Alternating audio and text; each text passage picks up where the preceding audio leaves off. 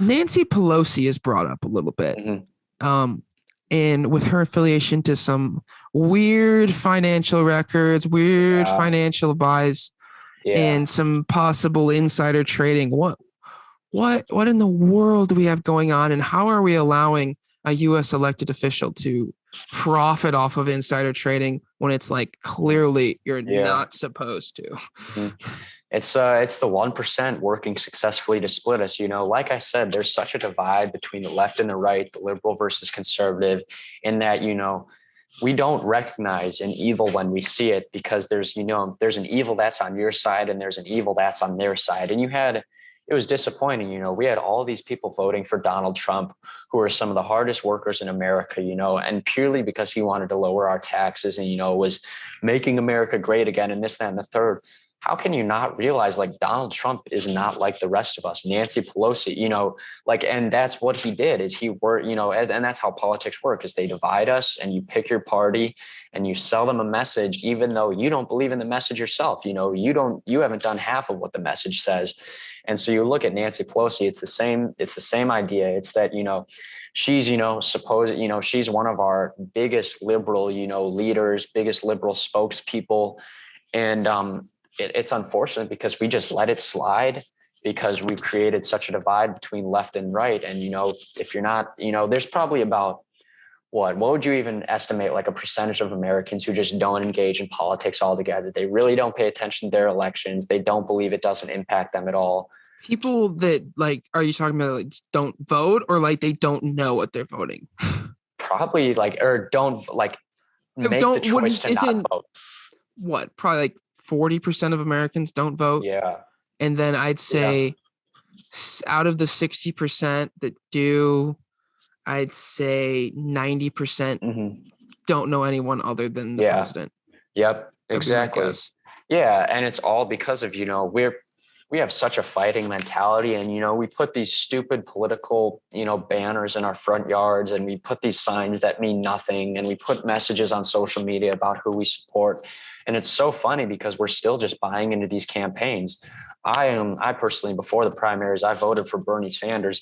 You look at his political contributions, he had billions of dollars. He had the highest contributions out of any US, runner.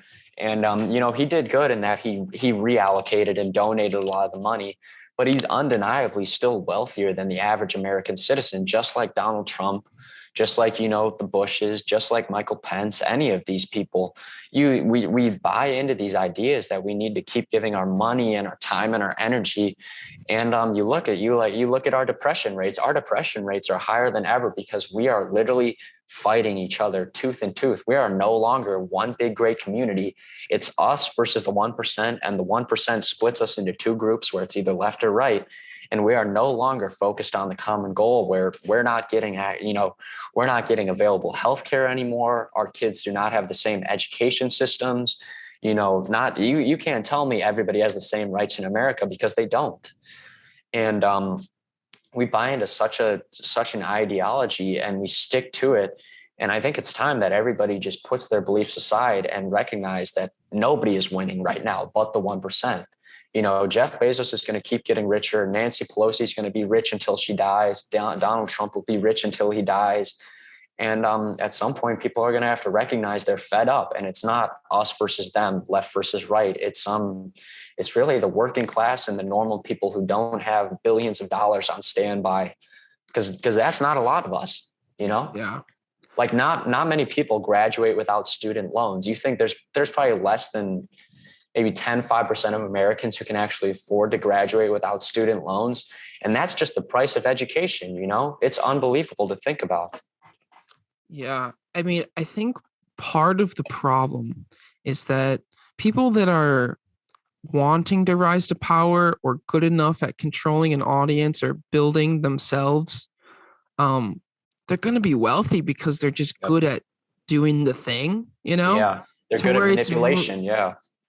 Or just like they're charismatic people, or they can, like, people don't make money for no reason in this country, really. I mean, like, maybe you inherited some, but like a lot of people lose it too, right? Yeah, yeah. So like these people like Bernie Sanders or any politician, they've they've kind of convinced an entire sect of the population that there is no human better on this planet for this to govern the sector of the population than them. Like if you can do that, you can probably make a couple millies. You know, they're glorified salespeople. They're no different than a glorified salesperson or entrepreneur. You know, but it's commercializing ideology. It's selling an idea. But then, how can you even try? Like, is there even a way to have a person making $75,000 a year as a politician? Like how do you get like an average American to become a politician? Because you're probably not going to win, right? Or you're probably not going to get the support, or you're just maybe not good enough at doing the thing. Yeah. So as soon as it's like any artist, as soon as they make it, they become out of touch. Yeah. Because it's like, holy shit, now I have 100 million in the bank. Yeah. What do I do now? Like what am I supposed to be making? My whole career, my whole like first 3 albums before I made it was, I started at the bottom. Now I'm here. Yeah. Yeah, exactly. Now, like, what do I talk about? Now? Yeah. Because I'm not living in the bottom. I don't know that world very much anymore. I'm not broke. I'm not stuck in the south side of Chicago. Yeah. What do you do after that? Well, and that's when like you look at these politicians, it's where their money goes. You know, you start buying out contracts with Fox News or CNN and make sure you're getting all the good coverage, and your money starts going to other shady places. Yeah. I guess you buy your image at a certain point. I remember seeing something where I believe it was Bill Gates has donated like $400 million to news organizations. Yeah. Yeah. Good. Yeah. Dude, how does that not change the perspective, right? How does that not? It can't. It can't be like, if anyone just started handing me exuberant amounts of money, my perception of them and how I would treat them would automatically change. There's just no way it wouldn't, right? Yeah.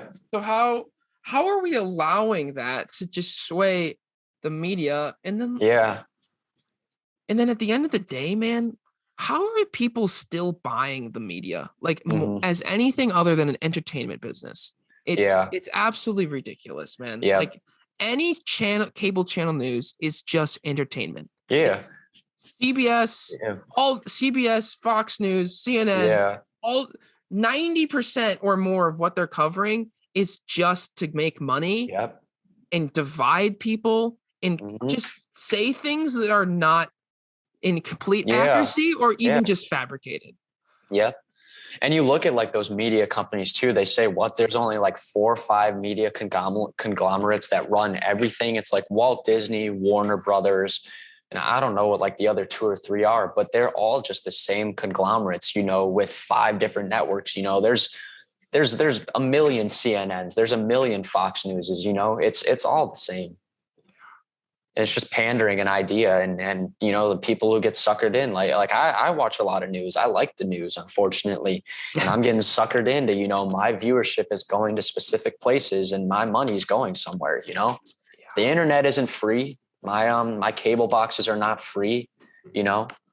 Yeah. No, I think that's part of the problem is in the like way that we do elections and the way that the constituents of a place are interacting with their politicians. It's, you know, you can see this with like, you know, California or Texas. So like Californians, the general ideology of Californians is like, we want strict COVID shit, right? Yep. That's like the general, you know, California way. Yeah. Versus Texas is very different. They're like, we don't like COVID. That's our thing. Yep. Yeah. And we don't like COVID, no abortion, all that shit. So the politicians are playing games with their constituents. So that we're like, we want you to believe we're actually doing something. Yeah. Like we want you to like, they're almost forced into creating policies that are not beneficial in order to appease people's like ideologies that they create instead of creating an objective, like good thing or listening to actual data driven shit. Like the amount of politicalization of the COVID pandemic, man, is absolutely insane. Yeah. Oh yeah. I bet more people profited than not. Like the people who are in the 1%, I bet more people profited off COVID than ever before. Oh, of course. And I remember sent you a link to that article about Denmark. Yeah. Yep. Denmark officially, completely is over COVID. They're done. Yeah. It's it. It's over. No more COVID. Like if you even if you test positive, you're not required to quarantine. Basically, the point is that we've gotten to a point in this pandemic, and particularly what the data is showing in Denmark is that there's the Omicron variant. They have Omicron 2, like the even more Omicron-y Omicron. So it's more transmissible and it's less, dangerous basically. And so it's spreading like wildfire, but it's not really doing anything. Hospitalization rates are plummeting in Denmark right now, which is absolutely crazy. They do have a very high vaccination rate. It's like over 95%. And we're at what? We're at like 60, 70%. That's what I thought. Which, I mean, it's going to happen in America, but they're they open the country, even though their rates are still going up. And they're like, yo, in 3 weeks, we're going to have no cases. We're going to have 0 cases. Everyone's going to have natural immunity, and we're going to move on with their lives. Yeah. And it's just like if we treated it like we treated swine flu back in, 2008 to 2012, where every single kid was supposed to be scared of, swine flu and this, that, and the third.